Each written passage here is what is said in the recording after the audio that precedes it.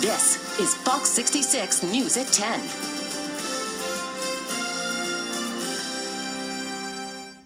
For the first time in years, there are more people in the market to buy a home, but there are fewer new and affordable homes being built.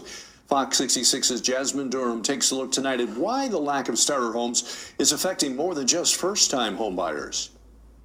Home buyers and empty nesters looking to downsize find themselves running into roadblocks. They're looking for homes within the same price range, but there just aren't enough to go around. As fast as something goes up, it's sold. That's the dilemma for many home buyers. Debbie and Kevin Davy recently became empty nesters and decided to downsize earlier this year. The maintenance it was just too much. The kids are all going to school, to college now, and it was just me and her, and it was just way too much for two people. And with everyone looking for not just location, but pricing and sizing too, finding the right home just got a lot harder.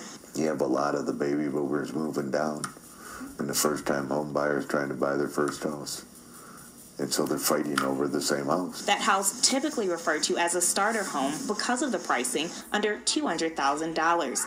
Dan Borgering, president of the East Central Association of Realtors, says the problem is this ideal home, 1,200 square foot, 3-bedroom ranch with a 2-car garage on a lot with a tree, is the hardest to come by. Our inventory that's on the market today is the lowest I believe I've seen it in my 40 years in the business. But developers like Vito Castellana of VIP Homes are hoping to change that. We kind of saw a demand for something like this. The problem is most builders aren't building starter-size homes because it's hard to make a profit with the high construction costs and the lack of skilled trades workers. There is a definite lack of availabilities for good trades that you're confident in. He's currently developing 3 properties, Mallard Ponds condominiums, Burton Estates, and Cross Creek condominiums, all in Burton, all brand new and in the starter home pricing range. We have 1,100 to 1,400 square feet max, all 1-stories in our condos, and we start at $152,900. And although he's seeing lots of interest in the homes, the lack of skilled trades workers means it costs more and it's taking longer to finish.